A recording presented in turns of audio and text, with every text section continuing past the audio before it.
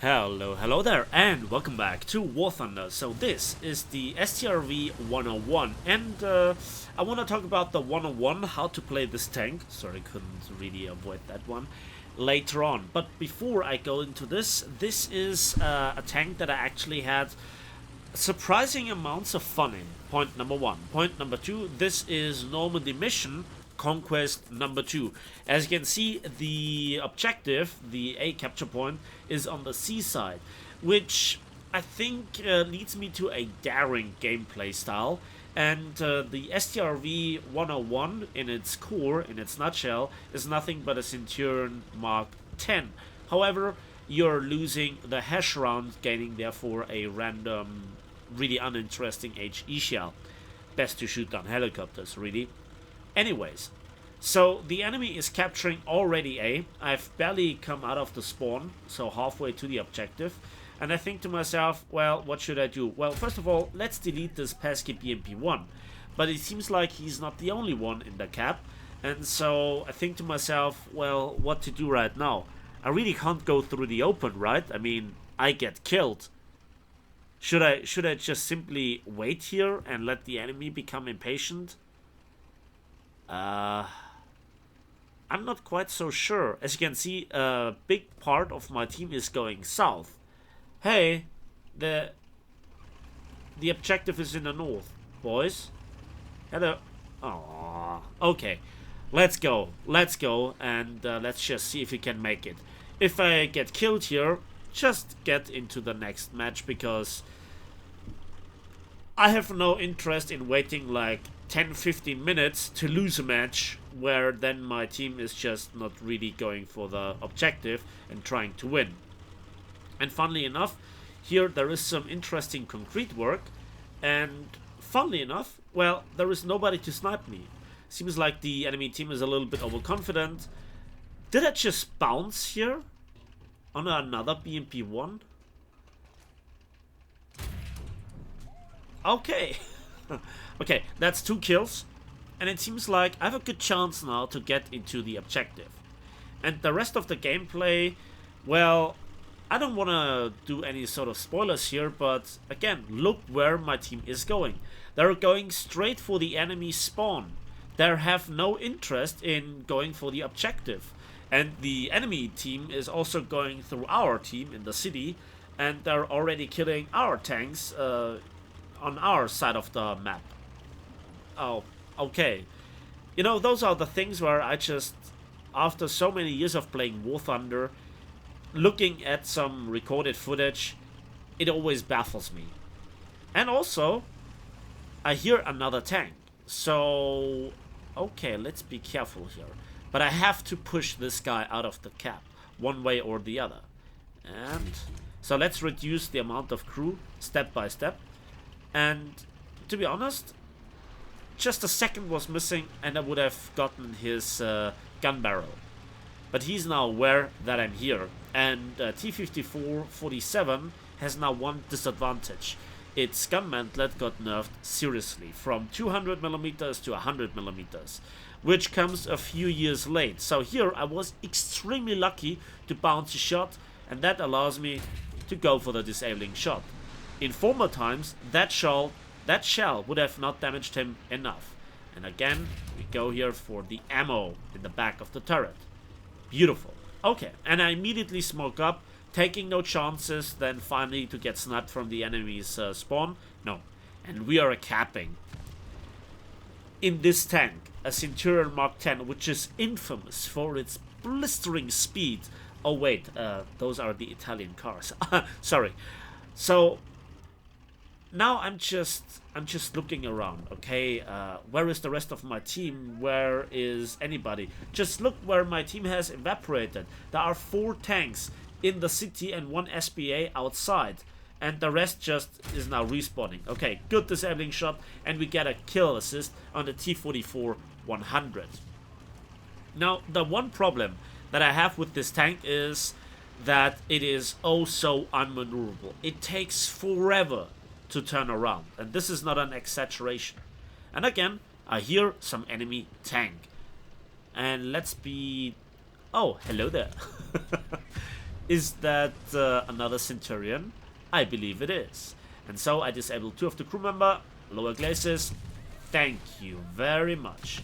And that was actually an ammunition explosion, not a crew knockout. So, defending the cap fairly well. The team has moved up. I have a bit more support here to create some crossfire. And that is all good. But, you know, is this gameplay really exciting? Is this long-range sniping? No. Is this, you know, kind of snapshotting?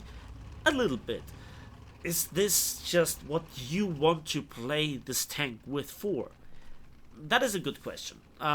You know, I know what I like. I know what certain people like when they make comments in the comment section.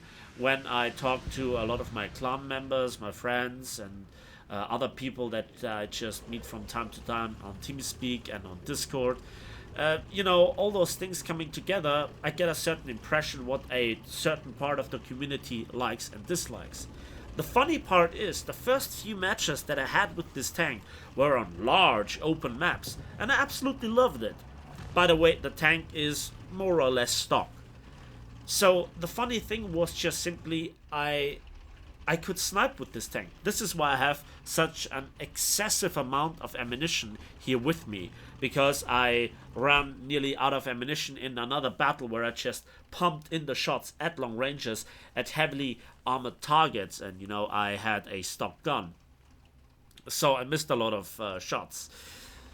So let me talk you through a little bit here the history of this tank. I absolutely hated the Leopard 1 once it first came out, you know, with the T10M and the M60, because the stock experience in that tank was dreadful. It was awful.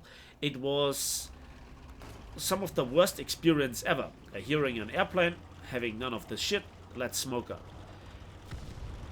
And the thing is, whenever I hit a tank with this APDS round from this L7, there was very little post-penetration damage effect. And it's still nowhere comparable to APHE rounds. However, there was also very often the case where you hit ammunition, it went black, and that then was all. It took Gaijin a few patches for then that black ammunition to disappear. Good disabling shot here into the transmission of the M103. Bomb comes in. Another beautiful team enemy kill assist. So kind of a little bit teamwork. I would have tried to burn him down because he would have never gotten that gun on me. Anyways.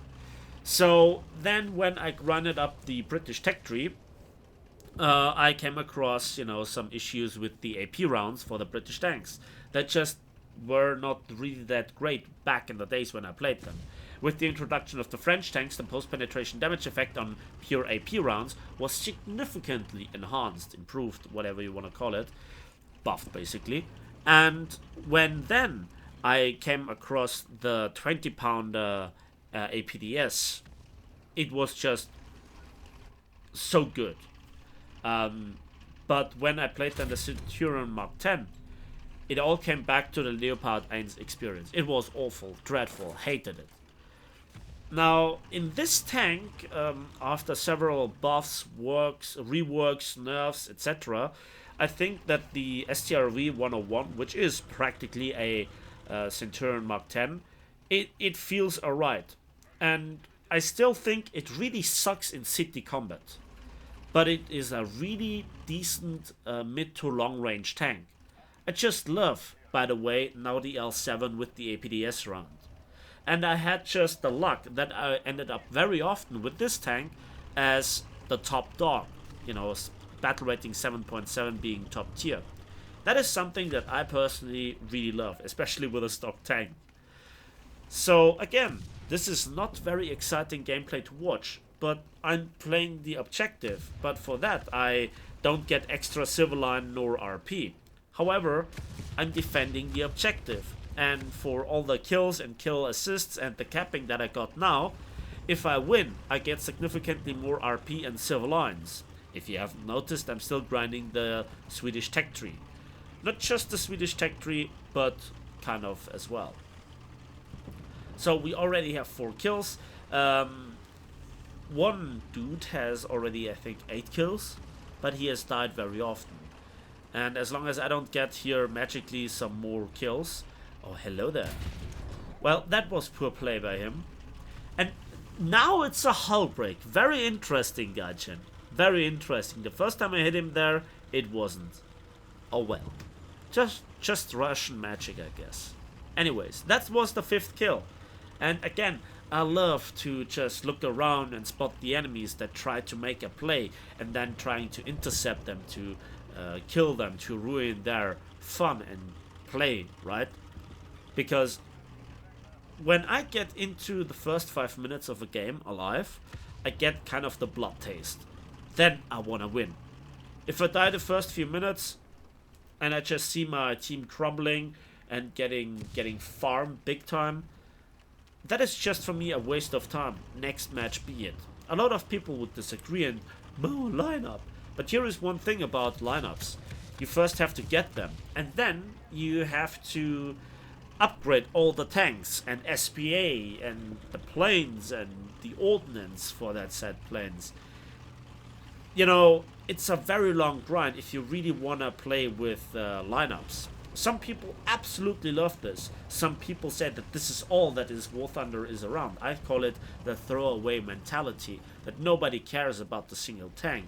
I know I'm a little bit of an old school player. People always find arguments to disagree, but this is my opinion, and I just want to seek the perfect game with the most kills, survived, winning the game with a little bit of carrying just to add the cherry on top of it.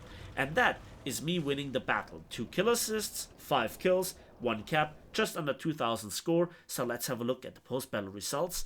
And there we can see, yep, that is 47,000 civil lines and 7,300 vehicle research points and just around about 6,000 RP. And that is that tank. And to be honest, I had a great time. I had the best time on large maps. So there are now several questions. First of all, did you enjoy this video, this kind of playstyle, this kind of early game decision making, what to do, you know, daring to find the gap in the lines of the enemies, looking at the minimap to then finally play the objective? I know that this was a rather boring gameplay, but it is the key essence of this tank's gameplay. A lot of patience, because your mobility and especially your maneuverability is dreadful. So that's it for me today. And one other question, I have more really great gameplay with this tank. Do you want to see that? Let me know in the comment section down below. That's it for me today, finally and eventually. Thanks for watching, thanks for listening. Please give this video a like with it, subscribe if you want to see more, and we'll see each other on the waves in the skies and on the battlefields of War Thunder.